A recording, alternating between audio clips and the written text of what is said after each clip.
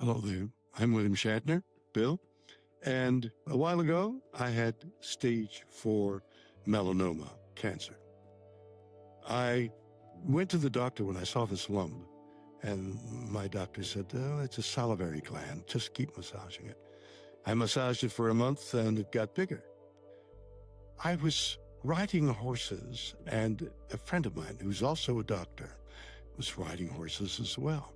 And I said, take a look at this. And he came there and put his doctor's hands, kind, loving fingers there, felt it, and then he said, and this is the tone he used, you better have that taken out. So I had it out, and it was a stage 4 melanoma. Coincidentally, incredibly, at the same time, my daughter Melanie had stage 4 breast cancer. Here's her story. In 2022, I was diagnosed with stage 4 breast cancer, and it was the nightmare. But I went through the journey, thanks to you, Dad. In large part, you were incredible. And going through that and coming through that, I now know that cancer has given me more gifts than I could possibly ever have imagined. What seemed like, just like you said, was the time to die has become no time to die. And there's nobody I'd rather be on this journey with than you. And the adventure is what we're calling No Time But Now. Melanie, the fateful coincidence of us both having deadly cancer, stage 4, together is remarkable. Unthinkable, really. Unthinkable that we were both going to die at the same time. I kept thinking, I won't be able to take it. Like, I'm too weak for you to die on me while I'm in this state. You cannot do this. Like, you cannot go right now. But I had a bizarre experience because I thought, okay, so I got cancer and they'll cure it. It never dawned on me that I would become this emaciated, helpless person in a bed, weakly holding up their hand and saying goodbye. My whole life, I blundered through bad things, good things, that just like, of course there's going to be a parking spot for me near the restaurant we're going to. Not all the times, but beyond frequently. Fortune favors me. Not always, but enough so that I think the universe is taking care of me in a way, that terrible things that happen to me turn out to be beneficial, not unlike what you just said about your journey into facing death gave you so many gifts. Talk to me about that. Well, to tell you really, to start with the story, I would have to go back a little bit and say something you already know, but I think it helps to give context that I was always the most scared child. Truly, the monsters under the bed were always there to get me. I used to swim in the swimming pool and think the shark was going to come up from the bottom of the pool. I mean, it's just everything. And my healthcare decisions were always based on fear. You know, I have a father memory of you swimming in a pool and pointing at the drain down below, like, is there something down? Yeah. Until this moment, it didn't have that significance. Yeah. So I was always thinking something was going to come and get me. And I checked. I went to the doctor for my yearly checkups on the nose. Really never missed a moment. Took supplements, homeopathic doctor, regular doctor, checking from, in every possible way. Did the colonoscopies right on time, the mammograms right on time, did an ultrasound 6 months after the mammogram. My gynecologist wanted me to come in twice a year so that he could check my breasts because they were dense. I went to everything. But when the gynecologist said, we should do an MRI, you should think about doing an MRI, the laws have changed while I was sick. Now they have to tell you to do an MRI. This was just a suggestion. You have dense breasts. You should think about doing an MRI. But he said insurance doesn't cover it. And there's also a lot of false positives. So you just need to be prepared for that. So I said, oh, insurance doesn't cover it. I won't do it. That's what I said. What I was feeling was, I don't want false positives. Like, I can't deal with finding something and then finding I'm okay. I didn't want to go through that fear. And that was a costly error on my part. We operate always, our behavior is always based on emotion, and so those inner feelings which you were dealing with, interestingly enough, because I know your story, led you into more positive territory. Why don't you tell us about that? So in the middle of the night I found the lump, I wasn't thinking about a lump. I wasn't thinking about anything. I was sleeping. And my finger literally just went up and went right to this place right on the corner of my left breast. And it felt like a little bump. And I thought it was a bug bite. And I rolled over and went back to sleep. And then in the morning when I woke up, it felt, honestly, Dad, like a tapping, for the sake of people not thinking I'm crazy, including yourself, I would say it's an inner knowing. But truly what I really thought, it felt something outside of me. It felt angelic. It felt my mother. It felt something on the other side was saying, hey, hey. So hey. why are you embarrassed or I'm reluctant not embarrassed. to talk? Reluctant to say that? Because it sounds ooga booga. Together, ooga booga. My story is riddled with the other side, and it changed my life. Well, and wait it a took minute. away the fear. Is your story about the other side, about God and spiritual things? I mean, I had these experiences over and over again, including in the beginning, the tapping. Then calling to get... Wait a minute. The tapping. You can't leave us there. Yes, I can. The tapping, and then I had an ice cream.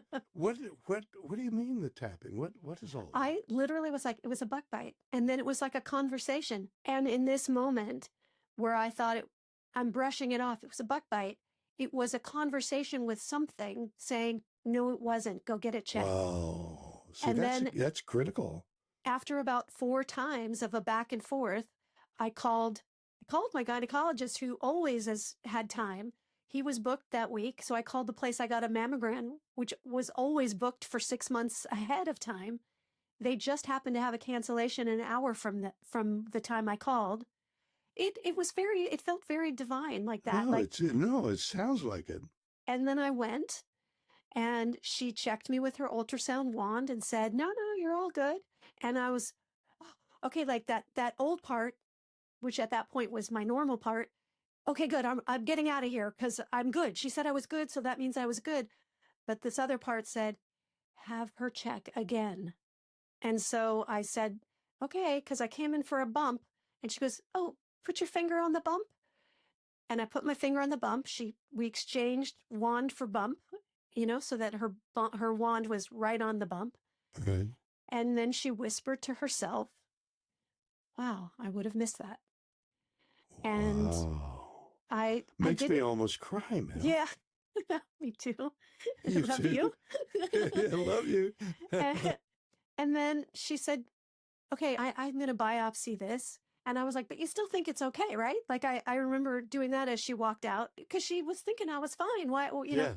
And then I was waiting for her, and it was a long wait. So I laid back on the table. Ready for Ooga Booga? Go for Ooga Booga. I was laying on the table, had my eyes closed, and then all of a sudden I just felt light come in, and I felt hands under my back. And I went, oh, you're here, God, because I'm going to need you. This is bad. Holy moly. And Melanie? I knew I had cancer. I was Even sure. before you got the news. Oh, I knew that I wouldn't have had that sensation if it was for nothing. Oh, my goodness, Melanie. And not only that, every time I went outside, I would get blown by the color of the sky. This is before I got the news I had cancer. You mean your awareness around you? It just shifted. Magnified. It had shifted, and I thought, oh, this is because my body is going, take it in, take it in. Then a little bit later, she called and said, you've got cancer. It was a couple days later. Come in and talk to me. I came in. Wait a minute. She says on the phone, you got cancer. Yeah. What what are you I skipped doing? that pretty fast, didn't I? Didn't you? Right. You dropped the phone, fell down. What did you do when she says you've got cancer? What, I felt like what? the world went, and I thought, this is my life now. And then in an out-of-body kind of way, I drove to her office. Actually, Joel was working, and my Joel, your husband. my husband was working, Mm-hmm. and on a set, so I knew I couldn't call, and I called my sister, and she wasn't around, so I called my friend, who was at work, but she came and got me, and we drove together. And she's a lawyer, so she came with a legal pad to write notes and the whole thing, And this doctor was crazy. I mean, when I tell you, there's more funny things that happen through these things when you look back in retrospect. But this doctor spoke, is limericks the right word? Like, she spoke in like analogies that were so bizarre. So we don't know what type of cancer you have. It might be a Maltese, but it might be a Beagle. On the other hand, it could be a Doberman or a Rottweiler. I'm like, no, really? Yes. For about 15 minutes, it wasn't like one, like she went on and on with the dog How comparison. bizarre. And then I stopped her and I said, I don't know why I'm hearing all the things it could be. I just want to know what it is. And she said, I don't know what it is yet. And I said, well, then stop. You're scaring me. Especially about the Doberman. I mean, my God. A cancer and Rottweiler. Doberman. There was a Rottweiler and a pit bull in there too, by the way. So she stopped, and she's defensive. Well, some people like that, and not me. And I left. And then it came back that they examined the tumor further, and it came back as a HER2 positive tumor. Then you have to go in and do a further biopsy. So I came back in. That one, Joel came with me. And it was, so I had a different process than you, I'm sure, where once they find the tumor, they tag it. So that way, when you're in surgery, they know exactly where it is. It gives off some beeping sound. And she wanted to do a biopsy as well of my armpit, but she didn't tag my armpit. The lymph nodes looked really big, and so she wanted to do a biopsy of them as well, but did not tag anything, which is significant. So that came back as a stage 3 cancer at that point. I hadn't done a PET scan yet. And I found my oncologist, was Dr. John Glaspie, who I will get an opportunity at some point, I hope, on this show to talk to him. But he was one of the people on the team that discovered the Herceptin and Perjeta immunotherapy that for HER2 positive, if it works for you, can be considered a cure. The irony is you find the doctor who discovered the cure for that particular cancer. Yeah. So he was world-renowned expert. Yeah. That is also divine. Yes. He gave me a list of things to do. And here's another interesting moment, is when I was stepping back again to the lymph node, when my doctor was checking the lymph nodes and doing the biopsy of the lymph node, she said, because she had checked my lymph nodes the previous week, and she said, my God, I feel like I'm seeing this grow in real time. I'll never forget those words. I didn't know what they meant. I did not ask her. You mean in the intervening week, your lymph nodes had gotten larger? Yes. Wow. And so when Dr. Glaspie had given me a list of things I needed to do before starting chemo, I went into Shatner mode, which is intentional, gonna get it done. No one's gonna stop me. Like, I don't care that you're telling me this is full. I'm getting in now. No, I won't take tomorrow. I need today. Like, I just went into... Good for you. It felt like it was really important to hurry. You took control of your health. Yes. Which is part of what our story is, isn't it? Yes. That you've got to advocate for yourself. You've got to have either you or somebody that loves you to advocate, medically advocate. Wait a minute. What about this? What about that? And make the doctors pay a little bit more attention as they scurry through their rounds trying to get to everybody they need to cure. Dad, what I finally came to maybe midway through the journey is I was always so afraid to find the cancer or find cancer. But what I realize now is you want to find it. You want to find it stage 0, because then it's like, I mean, maybe a little more on the emotional Richter scale than an inconvenience, but it's not really, at least for breast cancer. I don't know about other cancers, but for breast cancer, if you find it and you're stage 0, you're going to get a lumpectomy and pretty much be done. Like, you're done. Yeah. So Yeah. it's like, why wouldn't you do the MRI or whatever? I mean, and if you can't afford it, do everything you can to find it, Well, and those words of wisdom to people who might have cancer. Yeah, yeah, absolutely. yeah, and not to be afraid to find it. You want to find Yeah. it just early. Mel, that's a lovely story. That's really what I think this podcast is about. That cancer sharpens all your senses about how blue the sky is. That the risk of death, and so many people have stated this, soldiers going to war, people with diseases that could be fatal. I look at death as with sadness. I don't want to leave this incredible planet that we live on. I don't want to leave the beautiful loved ones that I've spent a lifetime inculcating with me, that we're part of a family, we're part of friends, we're part of a society. I mean, there's great beauty to life. We've both had great pain in our lives. We know about pain. We know about loss.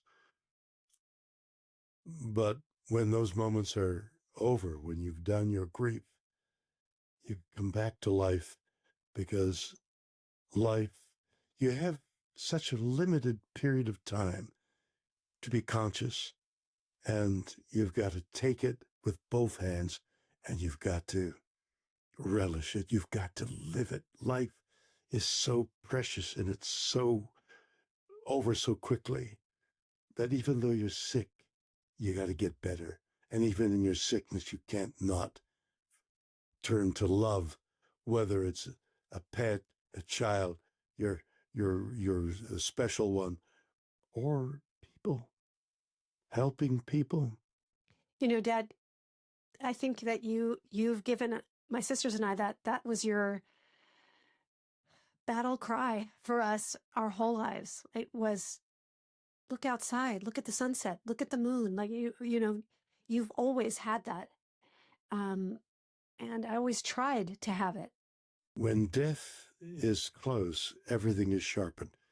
Let's pause a moment, and we'll be right back. We're thrilled to have Lifeway as our presenting sponsor because, among other things, we share the same meaningful mission to help people live healthier, more vibrant lives. Lifeway products are designed to support the body's natural systems, including harnessing the role light plays in overall vitality. Our goal is to bring you ideas such as these that encourage you to feel better, to live well, and we value working with our friends at Lifeway who share the same intention. If you're curious to learn more about their innovative products, visit lifewavehealth.com. That's lifewavehealth.com. Hello, welcome back. So Melanie's told us her story. It's a spiritual journey that she's made and making. I didn't have that magical journey there, but I suddenly became an old man somewhere. I don't know what happened, but the years went by and children grew up and suddenly they're adults. And I'm wondering, I hope everything's all right. I'm growing to understand the ache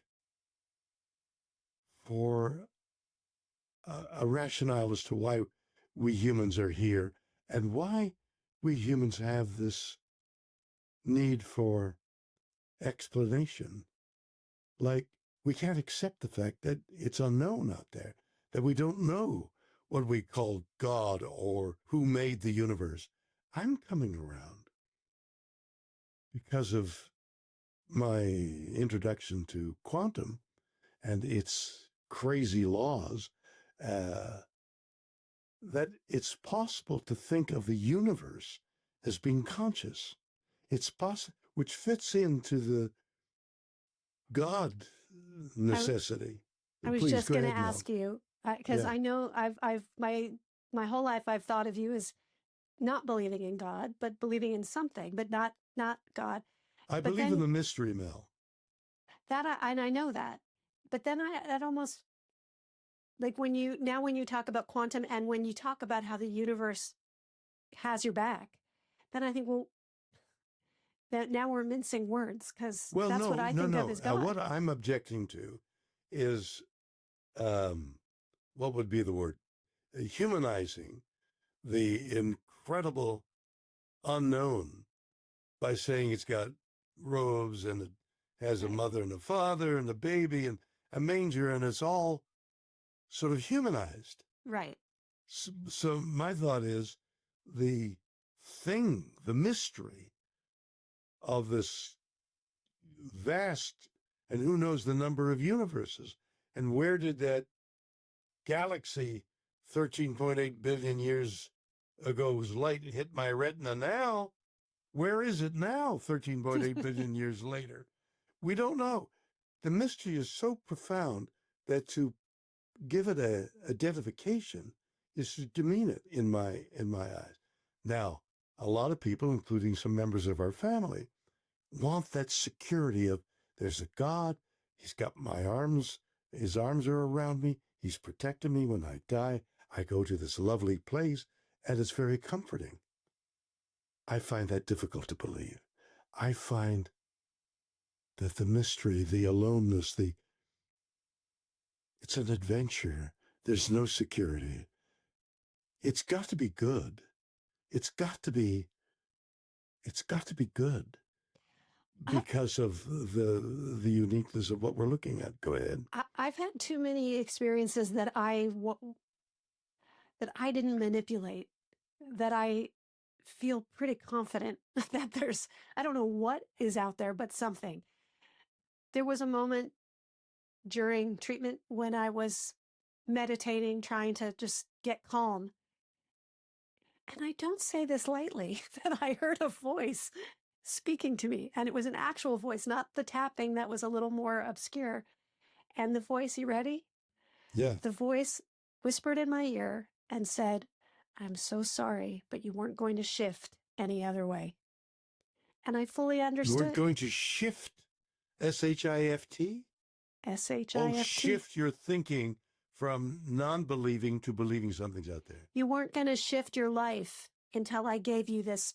Oh. And so now You you're going to weren't have gonna to go shift through your this life and because face things. you led your life with such fear that you weren't going to shift.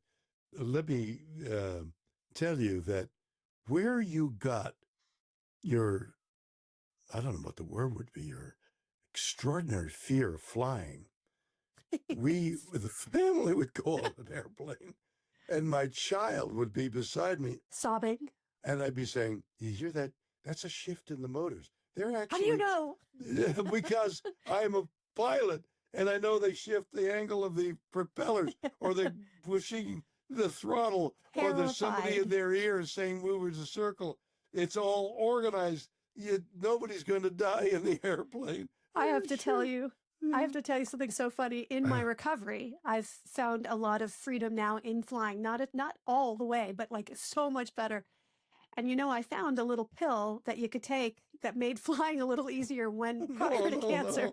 No, not a pill. Joel cannot stand when I take that pill. I can't stand it to hear about it. So we were flying, and I didn't tell him, and I just kind of broke one in half, and I, look over there, and took the pill really fast. We're flying, and I'm eating everything. It makes you hungry, but I was eating like powdered pound cake, things I don't eat, right? Like they offered, and Joel looks at me, like very skeptically, and says, "Did you take a pill?" And I said, "No." And then we hit turbulence, and he said, "Swear to God, you on your life, did you take a pill?" And I was like, "Oh God, you can't ask me to swear on my life on an airplane because I don't want to die." Right. I was like, "Yes, if I lie, I'm going to die." Right. So you said I took a pill. took What the was pill. his reaction? Oh, so annoyed. So annoyed. We'll have to get him on here one day. If you can keep your sense about you, everybody has their desperations, everybody has their fears, and they deal with those fears in the best way they can. So if taking a pill is what you need to do to deal with your fears, you can't find fault with that. Dad, are you scared to die? I am. I'm scared to die because it's unknown. I don't want to leave you, Melly, and your sisters. I mean, and all the loved ones in my life. It's the end. Death is finality. Death, you can be sick in a bed. Hi, I'm here in a crowd, and then remember when, and I read this article, and here's one. So my sister was 3 years older than I, and now she's in Montreal, and she's in a coma. She's dying. She's in a hospice, and she's moments to die, and her two daughters are with her, and they called me and said, Mommy's dying, but she can't talk. I said, put the phone next to her ear. And I said, Joy. And she stopped groaning. I said, Joy, you're going to see Mommy and Daddy, and I love you, Joy. And she apparently gave a sound that was the opposite of groaning. It was like, ah. Mm. And then shortly afterwards, she died. So I remember that. And it was right when you was that right before you got sick? Right around. It's right around there, yeah. So death is all around us. Death and life, it's a cycle, it's natural, it's hard to bear, being conscious. The other animals don't know that they're going to die. We've been gifted by that knowledge, and we use it to do our human thing, to invent, to be curious, to wonder, to explore. Did you at any point and not only your illness, because I remember you were in immunotherapy to cure your cancer. 2 years, yeah. And in that time, you kept working and traveling, no matter how busy you were. I mean, how weak you were. I never stopped. Yeah, you never stopped. And from not stopping, and it was a lot more COVID. I mean, COVID's still around, but it was a lot more prevalent. You even got COVID a couple times on these trips that you would take, which depleted you even further. Yeah. Was there a moment that you ever said, "I think I'm not going to make it"? Several. I'd be so tired lying in bed in my house or on the road. I'd think, I wonder if I'm dying. I do a lot of talking to people on stage. So I was on tour, and there's a couple of guys with me, one running the show and the other looking after me, helping me with luggage and stuff like that. And I stumbled and fell on my way to the stage. No. Like I fainted in one moment. And they picked me up, and I said, I'm okay. And I went on stage, like in a daze, sat down, and held forth for an hour and a half. Wow. You can fight death for a while. It's like you're such a combination of life force, which is both your intention and also has to be some genetic there too, yeah? I wish I could say, like so many people, I've got a life plan. I'm going to go here, and I'm going to Hollywood, and I'm going to make it. I just followed the thing that tapped you on the shoulder is leading me by the nose. I mean, I don't have a plan. I just don't want to die. And I'm working on a heavy metal album right now. And one of the songs is, I don't want to die. That's one of the heavy metal songs that my lyricist Rob and I are working on. Yeah. Maybe it could be our theme song. Yeah, I don't want to die. And yet you have to. And that's the sadness of it all. Time is running away with us. And yet there is these theories of time. That time, for example, the faster you go towards the speed of light, time slows down. Now, how that is possible is but that's quantum. That's why the mystery of quantum. I mean, if you could go at the speed of light, you'd live forever. And maybe there are things that do. Well, and that's where I really hope through this exploration that we're going to do on this show that you might give up the fear of it, or like that it is an end. No, I'm The afraid end, because it's that it's the unknown. end. That's Well, what I'm trying to say. well, it is the end. It's the end of Something. where there's something. I mean, maybe there's quantum tells us there's nothing made. The energy remains constant in the universe. So when you die, your energy goes somewhere. Maybe not the consciousness, not the, oh my God, my daughter, I'll never see my daughter again. Not the consciousness, but the energy that formed you, that became the baby, that went through the birth canal, that became whatever it became, and lived your tiny life, your brief moment, the billions that have come before you and the billions that are coming after you. Does that mean your life is meaningless? Or is it all the same life? It's so mysterious and worthy of exploration, Mel. Yeah. I fear the unknown. I'm looking forward in a way to the adventure, but I'm so sad to leave sushi. I know. Good California roll really can get you. Oh my God. California rolls is not sushi. No, it's my sushi. All right, Dad. So, some of the things I was thinking about when I knew you were going to be talking about you're facing this. Yeah. Was there anything that you wished that my sisters and I did differently? No. You know, we went through a lot of adventures and a lot of heartbreak. Musketeers. Yeah, the three girls and me. I rented a Winnebago? Winnebago, and we went skiing. And the three young girls, and the snowstorm and the snow blowing into the vehicle because the seams weren't tight, and the skis we had to rent, and the wet socks, and I want to go home, and I got to go to the bathroom, and just the three of us and me. I mean, I can't even imagine. And when I had kids, I reflected on that. Like, oh my God, he took a 6, 9, and 12-year-old, or a 3, 6, and 9-year-old right. by himself up the ski suits, the boots, clunk, clunk, clunk, clunk. Yeah. Dad, I have to go to the bathroom. Oh my God. Okay. Dad, Another the boots. zipper. All three. We had so many adventures. I wanted to. Here's what I remember most about the most adventure. Here's something, maybe an answer to your question. So I was a good skier. I skied for my school in Montreal, and I loved skiing. And one day, not so long ago, I face planted into wet snow, and I couldn't get up because they were so sticky. And some people came and rescued me. And I thought, I better not ski anymore. And I gave up skiing. Oh, no.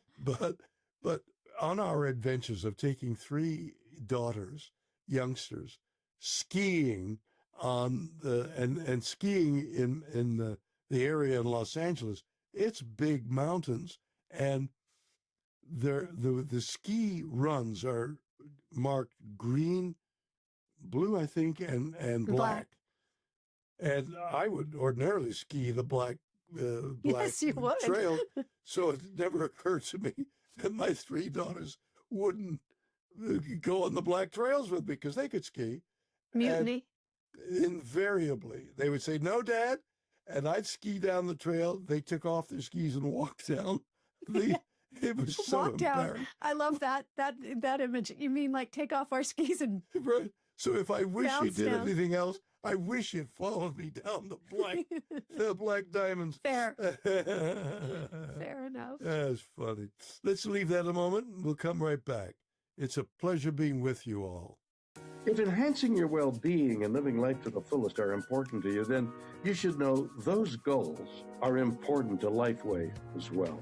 From light-infused water to unique patch technology to daily supplements, LifeWave products are focused on helping people live healthier, more vibrant lives. And we're delighted to have them as our presenting sponsor. You can learn more at lifewavehealth.com. That's lifewavehealth.com. So, Melanie, we're back. We're We back. didn't die while we were gone. No, we're still we here. are, We're still here. still alive. Right? So, what else Can did I- you want to? Yeah, go Oh ahead. yeah, I have questions for you. I want you to Yeah. talk more about it a little bit because you never really do. And when I was thinking about you, and when you get, I think when you get worried, you take yourself away a little bit, like you hole up, and you don't. It's not something you think my sisters and I should be bothered It's with. because I've been the only one to take care of things, and if I get worried about my ability to care for family, I retreat and try and find a way of doing it. Yeah. That's makes me sad. It's I mean, because it's true, I've I had to get do it. it alone all Yeah. my life. From Yeah. the time I left home in Montreal, I've been on my own only. hmm Do you have regret about that? No. How could I regret the beauty that is our lives now? How could I regret being talking to you in this way, filled with love for you and your sisters and family? Recently, you and Joel, your wonderful, beautiful husband, Joel Gretsch, made a Thanksgiving dinner so filled with love and attention and detail. It was something to remember when you die. Remember that Thanksgiving? Goodbye. It was beautiful. Well, then, if you can put yourself in the headspace of being on your deathbed, is there anything you regret? Is there anything you wish you did differently? And do you think you could do it now? I regret the passage of my strength. I used to be an athlete, and I ran, and I skied, and I swam, and I loved diving, and all those things begin, it's just somehow the weakness. I can't deal with the inability to run 7 miles the way I used to, or swim under the water with a snorkel and see the sea life and walk up a mountain.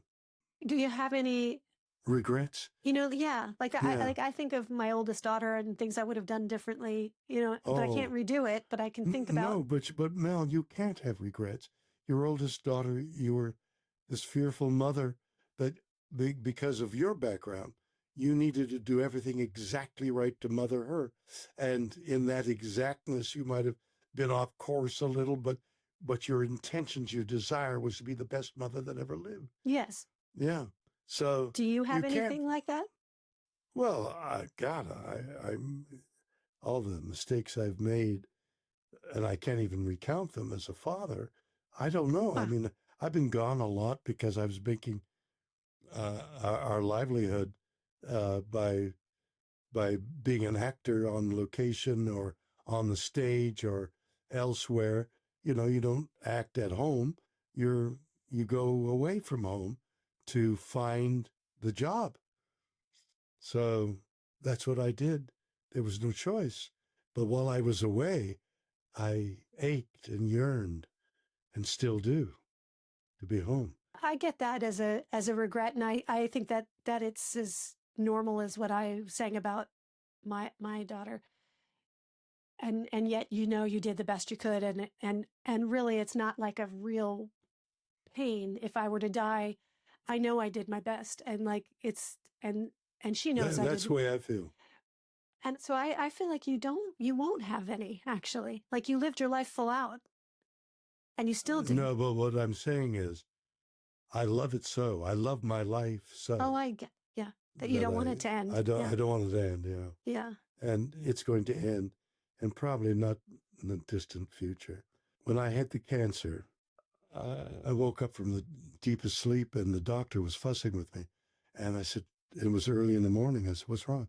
He said, your heartbeat went to 22 from resting heartbeat of, my resting heartbeat's like 55, 60. And I was limp, and I thought, that's what it's going to be like to die, I hope. Just so tired that you pass out. I hope that's the way it is. I'll let you know. I hope so too. Well, for all of what's us. his name? The great magician Houdini. Houdini whispered to his wife on his dying bed, I'm going to come back, and you'll know it's me because I'll say, believe. She waited for 20 years and waited and died, and nobody whispered believe. Hey, listen, let's talk about our future, what we're going to do with this podcast. You and I have talked sensationally, Melanie, you're a gem. We're going to have doctors who deal with cancer and death and what they do and what they say and how they deal with it. And we're going to have athletes on. We're going to do shows about life and how the joy of life and the threat of death and the diseases that take us and how we can handle them. There's no time to die. The joy of life will supersede it. That's what our show is going to be about. Do you agree? I do. I think what my hope is that we are going to have the perfect mix of science and advancements and spiritual explorations. Yeah. We'll do that. That we promise you. Come and see us soon. Bye-bye. Thanks for listening to No Time But Now with William Shatner and me, Melanie Shatner-Gretsch. Hey, if you enjoyed today's episode, please share it with friends and follow us wherever you get your podcasts so you don't miss an episode. Visit us at notimebutnow.com to subscribe and follow us on Instagram and YouTube at No Time But Now Official. We'll see you on the next episode.